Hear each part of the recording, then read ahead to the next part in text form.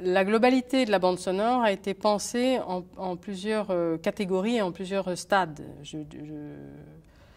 C'est-à-dire qu'il y avait la musique traditionnelle, disons, qui serait liée au personnage ou émotionnelle, liée vraiment au personnage.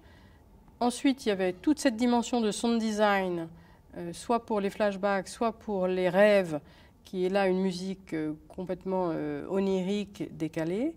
Et il y a aussi, ça a joué sur la partie historique, où on a pu faire des choix, soit de complètement s'éloigner de l'histoire, pour redonner un autre point de vue de ces parties historiques, ou au contraire, y mettre des ingrédients sonores particuliers et qui vont tout de suite donner l'image de ces séquences historiques.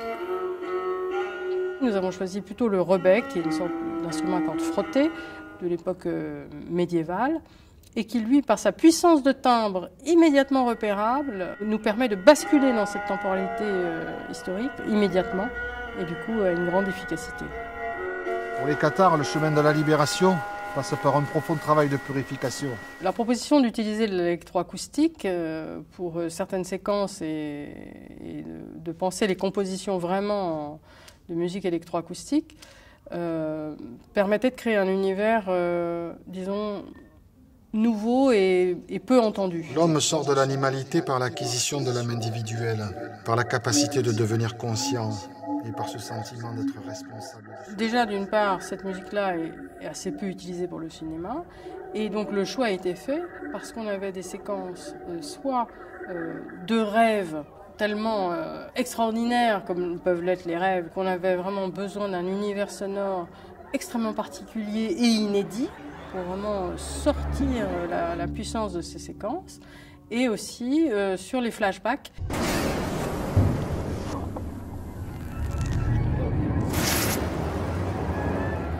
La musique électroacoustique permet au flashback de vraiment s'insérer tout d'un coup, de surgir de manière très dense dans ce qu'elle propose et très efficace, de surgir de la temporalité dans laquelle la séquence globale est, et tout d'un coup d'opérer une sorte de virement temporel très puissant pour le spectateur.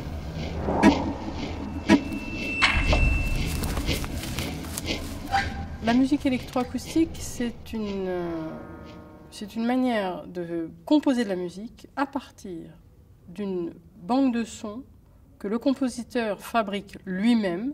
Comme on ferait un tournage de film, on fait des tournages sonores, on enregistre des tas de matériaux que l'on choisit et qui, grâce à la main de la personne qui enregistre, fabrique du matériau.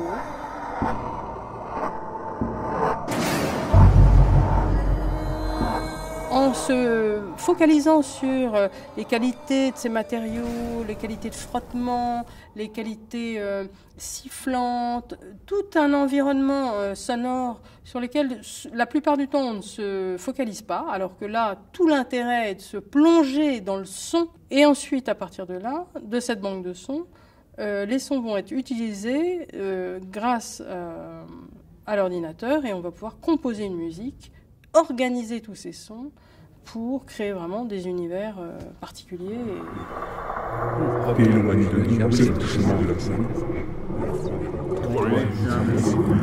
On voulait plutôt cerner l'intériorité du personnage de Guillaume, et ce qui a semblé le plus approprié était le violoncelle.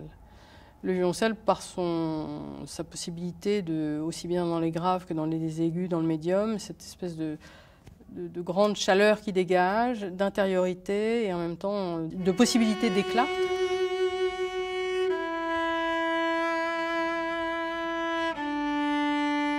Ou disons même son cheminement intérieur qui n'est pas forcément verbalisé, mais dans ses tensions, dans ses aspirations, dans ses découvertes ou ses surprises. Parce que le son du violoncelle vraiment permet de rentrer dans une sorte d'intimité vraiment puissante. Nous avons fait le choix de cette couleur de violoncelle en changeant en fait l'accord. C'est-à-dire qu'on s'est référé à des choses historiques puisque les instruments n'ont pas toujours été accordés de la même manière.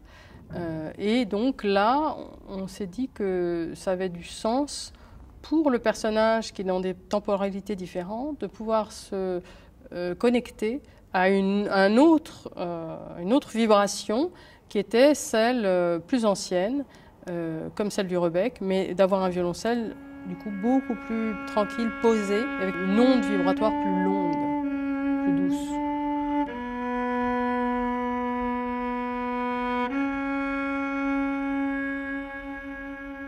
Le travail de la bande sonore sur ce film est particulier par les différentes modalités qu'il emploie et dans le rapport aussi à l'image. C'est-à-dire que parfois, il va y avoir des concordances, mais parfois, il y a une sorte d'écart qui est créé, d'espace, pour que soit le spectateur puisse prendre lui-même de la distance et regarder les images avec une sorte de recul, ou au contraire être complètement plongé dans une sorte de monde sonore qui le secoue de l'intérieur, et probablement plus que les images. Il y a différents positionnements qui sont employés et qui vont permettre vraiment de circuler dans le film de manière fluide finalement.